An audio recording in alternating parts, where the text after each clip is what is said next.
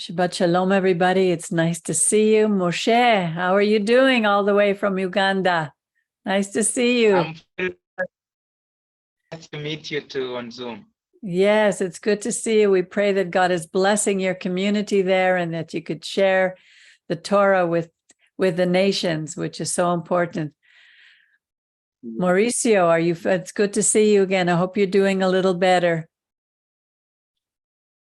Good. Nice to see you.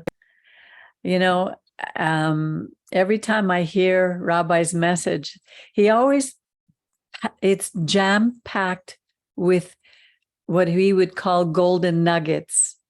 And the one that hit me today as I was listening again, because I see this so often, is he said, what we do as people is we say, let me do what I want to do, but you still need to take care of me.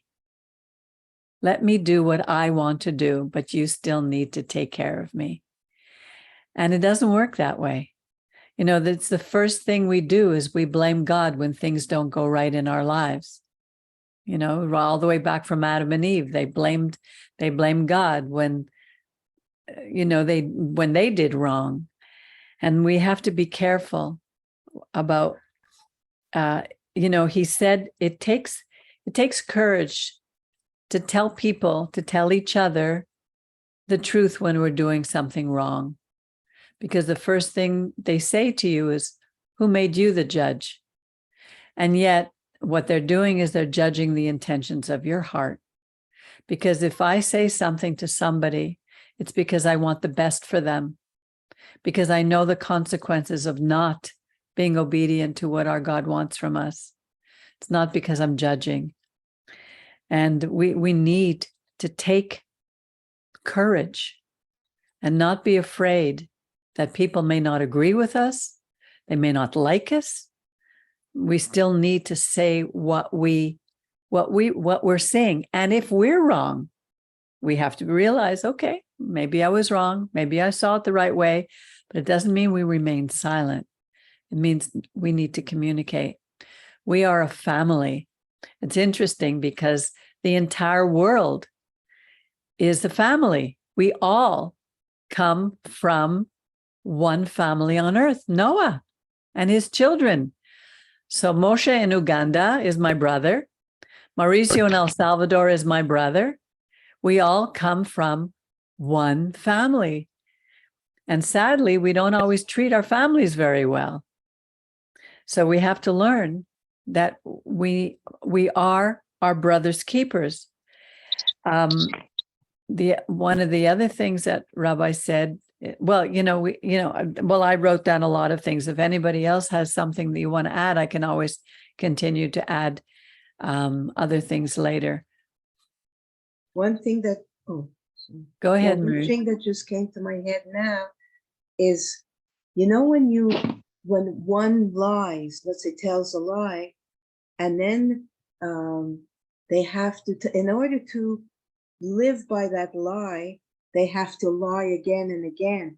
And to me, I see that as almost a picture of what Noah is almost showing. The whole story is showing that once you do wrong, you get caught up in a web of wrong, and your whole life starts to become more and more a lie, unless we become conscious and change that. So I'm saying, even now, when you tell somebody, let's say something or whatever, I was speaking to a neighbor, and I understand how she's feeling, but the terrible things and terror that's happening in Israel, of course, I agree with it. It's horrific. But then she started to say, she said, I'm angry at God. She's angry at God. And I see, how so many layers have formed to lead to the world as we know it, the disobedience upon disobedience, lie upon lie, that after a while you could stop to see how that comes from every human being, because your lie is covering up a previous lie, and you keep almost justifying. So in the end, you just say it's God's fault. Anyway, I just saw that whole thing. But I'm just curious about how you're getting that from Noah. Because Rabbi was saying about how we tend to choose, the Yetzer Hara tends to be dominant. And to me, I'm just sort of building on that we choose wrong things, but we begin to almost justify that. And then the next layer, it becomes like so like an onion that's a layers and layers of disobedience. And maybe it's not exactly referring to that, but I just saw that picture of how we forget and we start to blame God, and we don't see how something so evil could be partly contributed to by us. I mean, there's so many consequences of everything we do, that it becomes a huge monster, a web of so many things.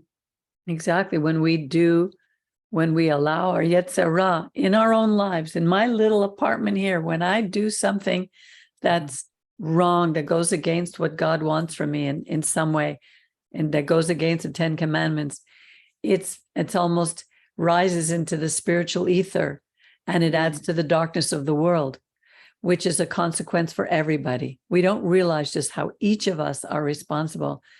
And yeah, that's very true. Even I was listening to all about, the thing that stands out for us this week is this word Hamas, which appears in Noah a couple of times. It appears in Isaiah 60, verse 18. It appears the same word Hamas in Joel chapter 4, verse 19, in the book of Ezekiel, in Psalm 27, in Psalm 140. Hamas is all through the scriptures. Is the Hebrew word always Hamas for violence? Always Hamas for violence. So okay. In all those places. They're not different words. They're always in those places, yes. I'm sure there may be other words. Yes, Angel. Yes. It was a very beautiful message from a rabbi, which we've been talking about this, about the duality, and the responsibility of the free will. And the rabbi in this message clearly taught us how, which are the consequences of choosing and choosing wrong. Right. We have, he talks about also, being responsible or being dominated by someone or something else. Right. The struggles that we have with the Creator, and keeping the Yetzer Hara always low. And now the question that we have to ask ourselves: why? If you ask any Jew, you ask him, why is so special? The first thing that the answer they will hear will be because we are the chosen ones. So now, what if we are being the chosen ones? Are we struggling with the Creator? Never have you, ever put in your head why? What? There must be a reason. There must be a reason, because the Creator, when the Creator put us, on this planet, they create us with a very special purpose. The very special purpose, and I'll talk about this like in other messages, and I keep repeating because it's very important that we understand this as a Jewish people, or believers in the Creator. It's very important to understand the purpose, and the purpose that was for us, to bring to this planet, to our human race, to bring determination, individuality, and tenacity. Why? Because these are the characteristics, or the most important qualities that we need in order to survive. So now we know how the Jewish people have been surviving for their entire existence. All the nations they have been trying to destroy, or they have been trying to mess up with Israel, because of these characteristics, because they have this ability. We have this ability to lift up the planet. Look at the scientific world. Look at the economic world. Yes, we also, because of the Yetzer Hara, elevate the greed on this planet too. We also elevate, things that we have done with, knowledge, and use it for the wrong purpose. So you see all these elements that we have, not that we can see right now, that brought by individualism and to our world, to our human kind, and that has been also, they have been used for the wrong purpose too. So that, but why is this struggle? Why the Jewish people has been struggling with the Creator? Listen to this. I read something that it just was like, wow, an open mind, it opened my understanding and the consciousness about the reality of why is the Jewish people not getting it. Why are we not getting the message? Why we have to struggle all the time with the Creator? So now, listen to this. It's because of our individualism. And the individualism, okay, is very dangerous.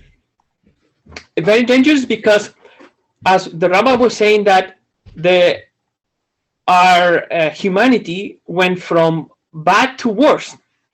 But that is a clear example of what individualism does to humankind. If individualism, it's not, how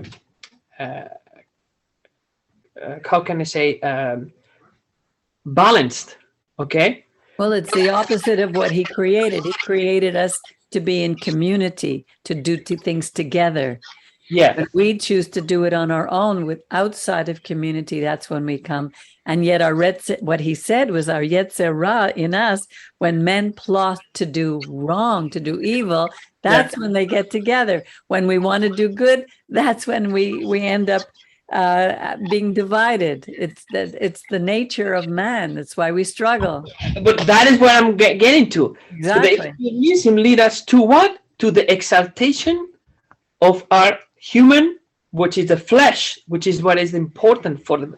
But the worst part is not that it's okay to be exalted in the sense that we are handsome. Not in my case, it's boring, but we are beauty. We are, we like to, as the physicality. We love the physicality because it's what we live in. We love a big house, like the most luxurious car that you can have, the most luxurious home that you could have. All this is important because we are living in this 3D reality, right? But the problem is when we go to the other, we neglect the depreciation of spirit, of ruach, that is what we are made of too. We are not only made of physical, okay? We are made all, and when we are making seem little or unimportant, the spirituality or the spirit that is part of the Creator is as the Rabbi was saying, is the neshama. This is part of, is God, is in us, that's part. Okay, so now when we do that and we act in that way, we start to act like animals. So now in the destruction of everything, there is, if you are acting like animals, what is the difference between human being and an animal? So that leads to suffering, okay, and eventually to death. Well, we see a clear example of, although I know, but I understand I have a little knowledge about reality, what happened in the flooding, but according to what everybody knows, and according to what we have been presented through the Torah and the scriptures, that the destruction of the flooding, that was part of the understanding was that humanity had chose, not to develop or not to see the spirituality, or give more importance of the development of the within, the spirit that the God gave us to all of us, right? Now, so how we do fix this problem? How the Jewish people has to fix this problem? How? Listen to this. I'm going to read something for you that really changed my way of seeing the things, no? And Now, you see, the problem there was knowing full well who they were, where they came from, and knowing of the temptation of the opposition. It was a matter of obedience. I will refer to the Hebrews. The Hebrews, as the Jewish people, did not obey and have not obeyed since, in spite of all the rituals and continuous asking for the Almighty to intervene, and all the prayers being directed to the Almighty. Now, higher elements within the Hebrew or the Jewish people understand that this is pointless, for the Hebrews must take responsibility. But those higher elements, those of the Kabbalah, are not accepted by those who stay in the ritual. The ritual serves as a purpose, but not to the exclusion of all other things. There is an error. They believe that they must study the word to the exclusion of other things. For they feel that will be their connection, and some might not have understanding or compassion for others. Angel, it's very difficult to understand what you're reading. Okay, Do you think instead of doing this at this time, because you're giving, it's like you're giving another message, you know, and we've just heard a message. So maybe you could send us what you're reading. It's very hard to follow you. No, I'll resume. So they set themselves upon a pinnacle, and they do not comprehend that. By doing that, they are putting themselves up, you know, and going forward, as I was saying, towards the suffering and death, at the end. So what I'm trying to say here is like, when you only focus in one thing and you forget that you are surrounded by other people, that there is a thing called compassion, that it works to balance the individualism. Okay, you are the highest, the most important. You believe that you are, more important than other people, and that you get to the point that you lose the contact with the real reality, which is you are surrounded with people that are affected by your actions, that you can lead people, in the right way or in the wrong way. But the compassion is what brings down this individualism, and it puts it into balance. So now we see why the Creator sent us Yeshua, to bring this balance among the Jewish people and all the nations, which is to bring compassion. Now, Yeshua came to expand the compassion that the Jewish people and also the nations they need to learn did not develop when they were focusing only for survival. Through their individualism, through all these characteristics that the God Creator put in the human Angel, I'm going to interrupt. I'm sorry. It's just you're going on, and I don't see a point, and I would like to hear. I haven't heard from Mauricio in 2 weeks, and I would like to hear his input also a little bit, because Sure. you're not completing your thoughts. You're going all over the place. It is very hard to follow, and we only have a limited time here. Okay. Okay. Shabbat Shalom to all. Well, I think that yes, we have a Yetzer Hara, Yetzer Tov, and what the thing is that humans were created imperfect, and the point is that we need to choose continually, every moment, every second. And probably the point is that sometimes we are not clear to choose correctly. Okay, we are not really clear because there are so many things. We live in a world, olam, which means hidden. Okay, so there is a fog in front of us, and sometimes it's more gray, sometimes it's a little bit lighter, the panorama. And you know, I was thinking about because this month, especially for me, has been very difficult. Okay, at the end of the of September, well, you know, my dog dies, and then well, this week 2 cars went to repair because we were in a parking lot, and then we cannot start the car. Okay, so it was a mess.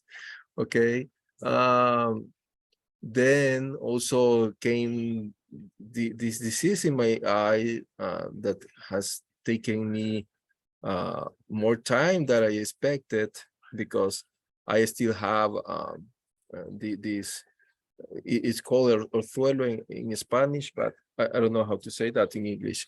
But it's an eye infection. Okay. And then also we experienced some problems, you know, with in the place where we live.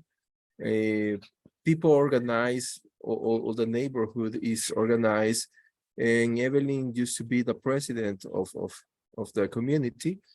And after, I don't know, 6 years probably, she gave the countings, okay, to all the persons, and she was the very first person who gave all the accounts. Here are the bills, here are the income, here is, and then also we decided sometimes not to put the same quota to all the neighborhood, because here in where we live, there are many elderly people who are widows, who are sick, and so for us it's not really fair to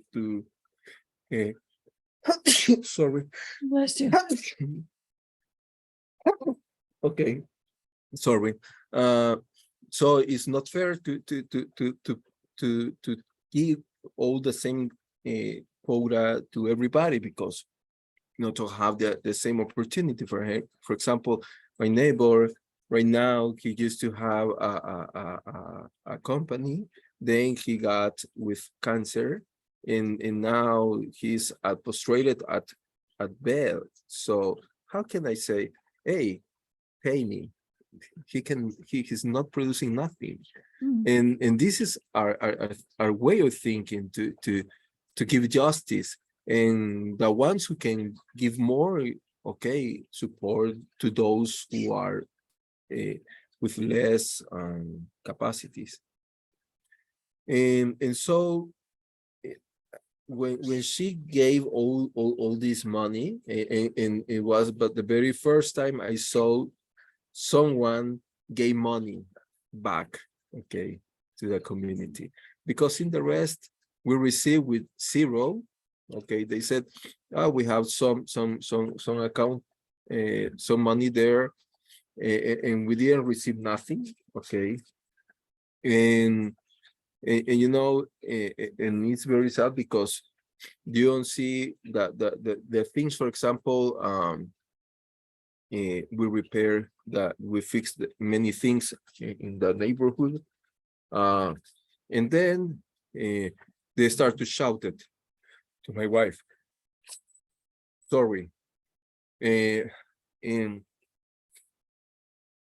they start to really shout her, and was people honestly with Hamas, okay, Oh, because they start to say, you know, to shout to say you involve money, you do this, and come on, we are giving you back money, and here are the accounts. You can see clearly everything. So it was something like, and that that the saddest part of this, there were religious people, okay, who acted in this way, as Rabbi was saying in this portion. So and then it was like this kind of person who takes you all your energy. Okay, I don't know if you have experienced this, but sometimes you are relating with people who is taking you all your energy, right. and then Yeah. you faint, and all your house faints. Okay, and so and then and then I can tell you many things. For example, the refrigerator also had problems, and then the kitchen had problems. Then I'm gonna call you Job. yeah, my dad falls down and had a hit in his head. Yeah. My father-in-law then start to show some signs of Dementia? yeah, not dementia, but he cannot coordinate his thoughts, and start to have abbreviations on his mouth Like a and things stroke? like that. Yeah, like a stroke. Yeah, but and he has been very a healthy person. Wow. And then I can start to tell you a lot of things. So it was like, when sometimes you are going and you have a cloud, dark cloud Wow. in front of you all the day, all day. Okay. So, and I started to ask God, eh, and I remember something because later we will read. Remember when Rivka called Isaac, and then after he prayed, God answers. Remember? Okay. So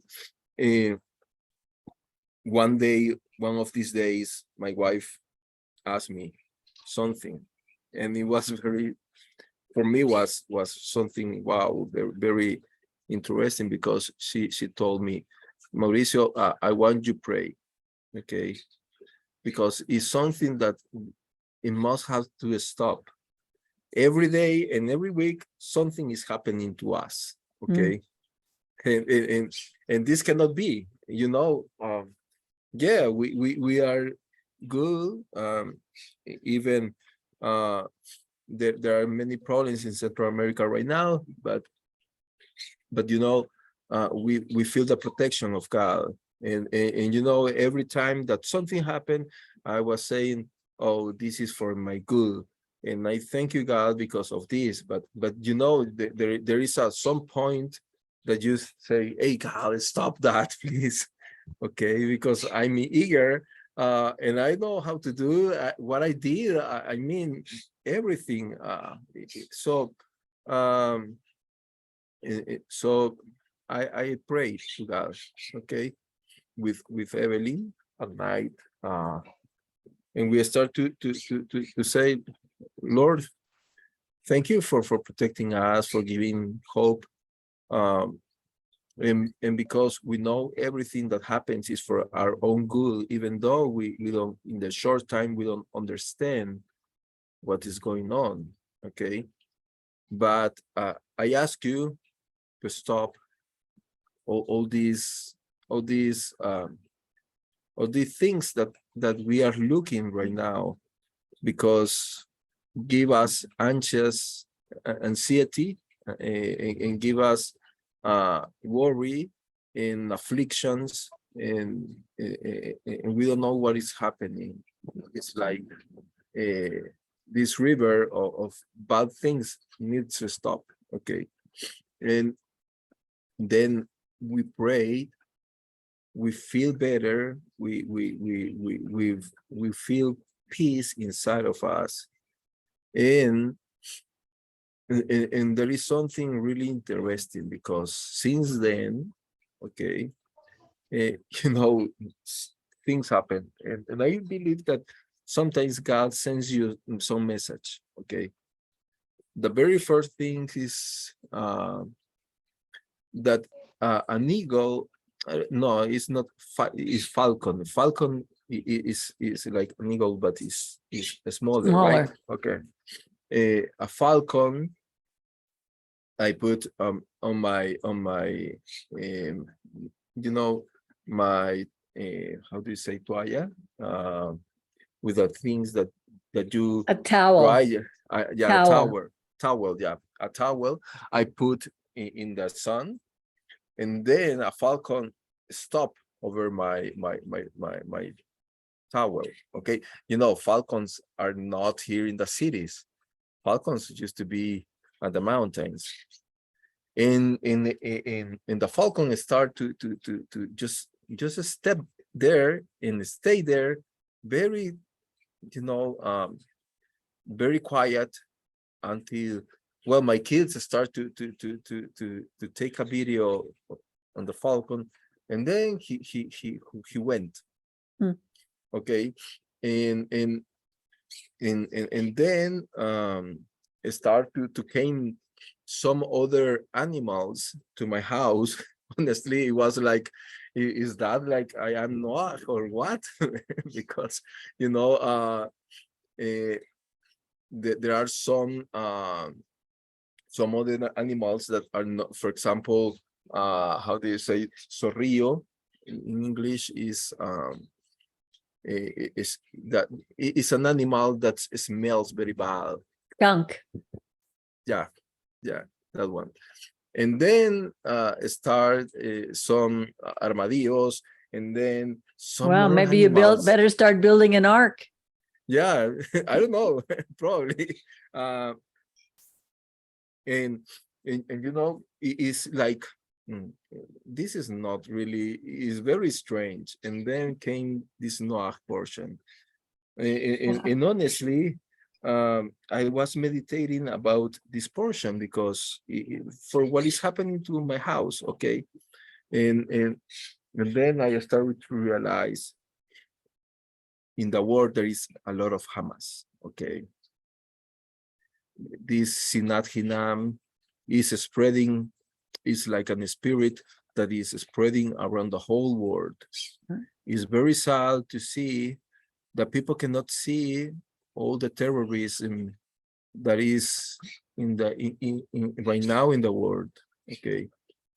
And how people at the streets start to show this Sinat Hinam. Yeah, they attack people without doing nothing, between neighborhoods. They start to shout one each other. They do not show love, okay? But also for this Sinat Hinam, God gave us the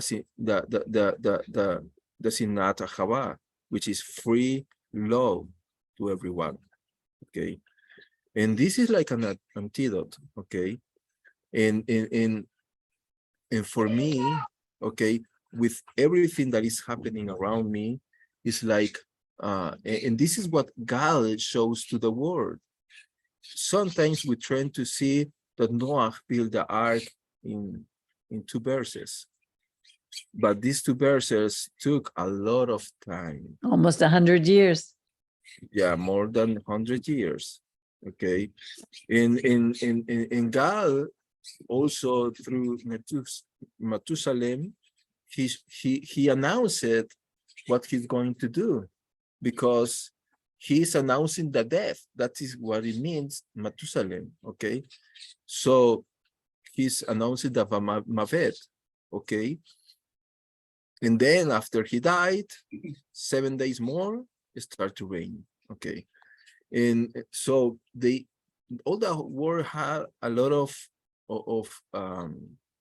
time to start to stop and to start to think about what is going to do God in all through and through the obedience of Noah, God was showing love to all people, because at the ark, God never said, "Oh, do not let any other human being enters to the ark was open." Okay, and people do not believe on those, but but God is showing through Noah this love to all humanity. And so I believe that a world is changing right now. World is changing because there are more wars. There is a more polarized world, left, right, and more people is like looking to fight. They fight for their rights. They fight for their thoughts. They fight because of education. They fight because of health. They fight for everything. And every word in the world is, you have to fight for yourself. You have to fight for your dream. You have to and stop to fight. Okay, stop to fight. So the conclusion that I wanted to get is, yes, there is Sinat Hinam, there is Hamas, okay, but it's time also to show that we are different, like Noah, that we need to have the capacity to stop, to give love, to share comprehension to other persons, and to receive the good things and apparently bad things with happiness. Okay, no matter what is happening to you, and a job, people started to ask me, because they know what is happening every day to me, but you keep smiling. and how can that be? Okay, but you start to you every time you enter to your job, you say good day to everybody. So and people start to say, congrats, because you are a very good person. But it's not about that. It's about to have faith, to have emunah that some tomorrow will be better than today. And if something is happening apparently bad, we are light. We are different. We have to act different. And this is exactly what Noah did, because it says the Torah that Noah was a tzaddik in his generation. Right. And it's interesting that it says that in his generation, because his generation was a mess, completely a mess. I don't know.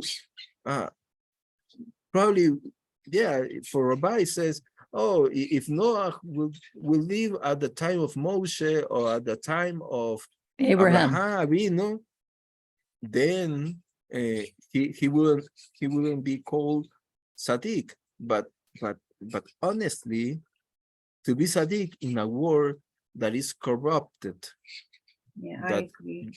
It is another level. Okay. Exactly.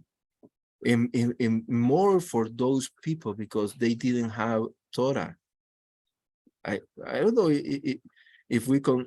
Well, today we have a Torah, we have a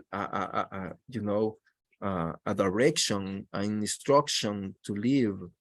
But at that time, they have a revelation of something superior, okay, that there is a God, and inside of them they knew how to handle every situation. Okay, so let's be like Noah.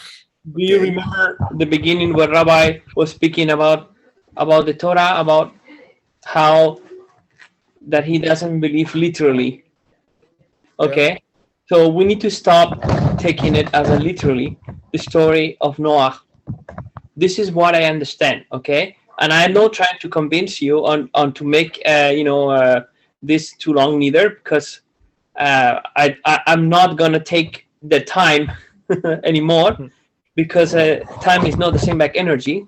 But I want to tell you another thing, that it's the story of Noah. Do you know, if you are just, let's be in a scientific point of view. Let's see that Noah, according to what we know, lived like what 5,000 years ago? No, 7,000 years ago, right? It was like about around 5,000 BC, right? Mhm. So now, if you start thinking about, there are a lot of things that don't make they don't make any sense. Okay. First of all, how could the creator write in the book and said that he will have to take any of the crawling things by the sex together, unless he was an PhD Noach and insectoid expert? He wouldn't be able to ever do that. So now we understand that all that was written to give us an idea, to give us a consciousness about what happened and what was.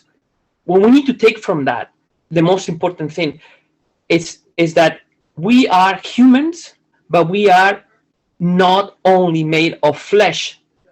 We are made of the spirit of the creator, the Borei Olam, that lives in us, which now we need to behave and be responsible and live by the spirit. Okay. Now, do you think that at the end it says that and Noah walked with God?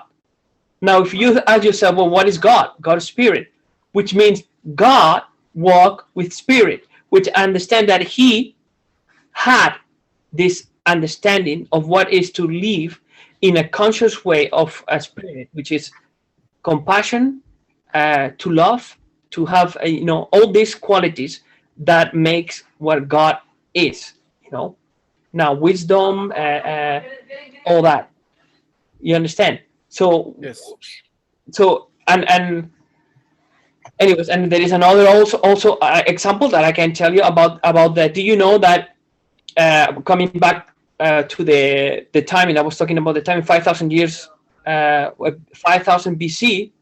Do you know that the first civilizations that they are in our history, that we know because our history has been modified, it's not the real history, but according to what we know, according to the books, the first civilization that they use ships, in our world, okay, in the Mediterranean. I'm talking about the Mediterranean, but in the Pacific, there were already other civilizations, the Indo-Pacific civilizations, that they use some boats to move through islands from one island to another island, but that was around like a 4,000 BC. So now we're talking that Noah was given the most advanced technology or the most advanced knowledge about creating, a navigation device, let's say a boat. Mhm. Okay. And in the Mediterranean, there was a civilization called the Minoan, which was in the Bronze Age. All right. Yes. And that was 1,000 years BC. So now there is 4,000 years almost difference. Okay. So now, and in that time, the Crete, there were the Minoan civilization, which were from I think it was Crete, Crete, CRE. Crete. Great. Yeah. They were moving from island to island, which means they couldn't go in the travel on the in the sea, the wide sea, which ever came after much later when the Vikings, these civilizations, and also when we developed these huge boats that it could transport a lot of things through the sea. Because remember, if everything was flood, I mean that there was water everywhere. It was covered. There was not. So that you need to build something that is gonna last for all. So that is quite anyway. So just to say that we have to be careful sometimes of taking everything literally, but to focus more on taking what is the spirit, what is the essence, the meaning. Exactly. But you're right, Mauricio, because even this week, like I went, Brian's in a rehab hospital right now on this new medication. And I've been in touch with the social worker, Brian's personal social worker, the one from the hospital. And we had a meeting all together on Thursday to decide what's going to happen with Brian, discussing his home life. And just before I was leaving, the social worker said to me, there's very few people who are doing what you are doing, because I'm not family. They don't know why I'm involved in Brian's life. I don't get paid for it. And she said, it just shows that there are good people still in the world. And when we can behave in a way that show that there, like you say, Angel, that we have the Spirit of God living in us, we don't know what is going to touch another person's heart, because I wasn't doing it to show that to this woman. It's just, God puts it on my heart to do something, even though sometimes I don't want to do it, but I do it anyway, because love is about being loyal, is about keeping our word when we say we're going to do something. Love is about showing, yes, sorry? Compassion, care. Exactly. That's what it is. And even though we don't always feel it, we still do it. And the struggle is constantly the Yetzer Hara within us, battling against the Yetzer Hatov, the inclination to do wrong and the inclination to do right. And the one that to do right needs to win. And even if in the moment we do wrong, God gives us the opportunity to change it, to come back to him and say, please, I did wrong. Please forgive me. Let's begin again. And even that is a testimony of God's love, because the world is not showing that right now. We have, it's like you say, Mauricio, there's violence everywhere, but not close even to the violence that's coming. This is just like one of the birth pangs. And as we know, those women who give birth, the birth pains become worse and worse as we get closer to giving birth. So we know that the world is in one level of birth pangs. And what our job in it is to keep on, as you say, you go to work, and even with everything that's going on, you're still smiling. I remember there was once when I was working in the financial industry with my boss. Now, he was a manic depressive, very difficult man to work with. And I wanted to quit. And over, Rabbi would say, just don't quit. And I went there. There's a beautiful prayer in Philippians that talks about God giving us the strength, giving us to go on. I wish I could remember. Yeah, I know what you. Because I prayed it so strongly that night that God would just help me to have the strength to go on. And I went in the next morning after 2 weeks of being in misery. I just wanted to cry. I wanted to quit. And I went in after praying that night, and my boss just looked at me. He said, "What happened to you? Your face is all different." And I quoted that scripture in Philippians, and it was and I said, God just lifted this from me. And all of a sudden I was able to handle everything. And it didn't come from me. It came from our Creator. So he gives us the strength to go on each and every day. But that goes along with the physical. We need to do what is right, to do the right thing. If God puts it on our hearts to speak something, to do something, we need to do it, not to be afraid of what others are going to say to us or others are going to take. And our walk is not an easy one. Remember, I think it was yesterday we were doing on one of our walks, and we saw some people doing some nice things, or I forget what it was, like carrying stuff, or remember we're talking about people that are just doing nice things. It almost Yes. seems like an extra, like because of the Hamas and all the violence everywhere, Yes. that people are getting, people are picking up, even if they don't know what they just feel a need to go an extra mile and to just Yes. be helpful to other people. It's really amazing. Yes. I just wanted to say something about Noah and what I understood the rabbis believe about his righteousness.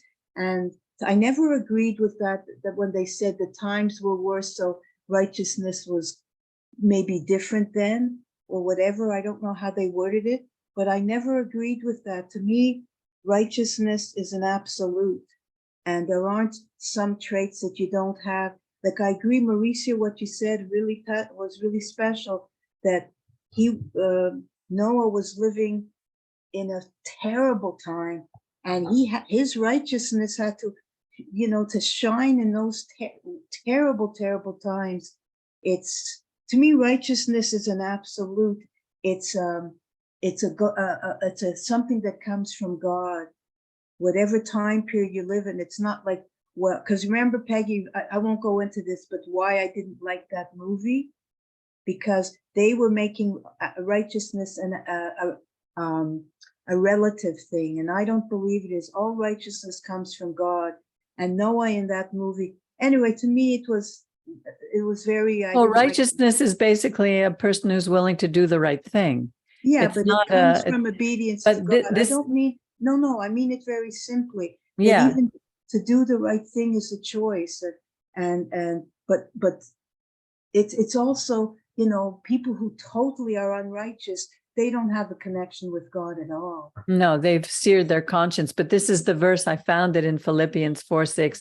Be anxious for nothing. Don't be anxious about anything, but in everything by prayer and supplication, which is pleading with thanksgiving, let your requests be made known to God, and the peace of God, which surpasses all human understandings, will guard our hearts and minds in our Messiah, Yeshua, in our, I don't know if that was added or how that is, but that's what I prayed. And literally the next day, I had a peace come over me that surpassed all human understanding.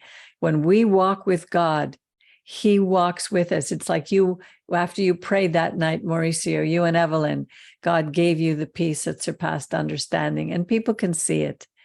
We're going to do right things. We're going to do wrong things. We're only human, but when we walk with God, we have something that no one else has. And that's what we need to spread, is the love of God in this world. So anyway, thank you everybody for your participation. This was a beautiful time, a beautiful talk together. And let's continue to hold each other up in prayer. We need that from each other, everyone. We every week I send out a bulletin, and there's a lot of names in that bulletin. You don't have to read them all, but just honestly, just take a moment to just pray for these people, to pray that we would continue to be a light in a world that is growing darker and darker by the day. So again, Shabbat Shalom. I look forward, Mauricio, next week to hear your message.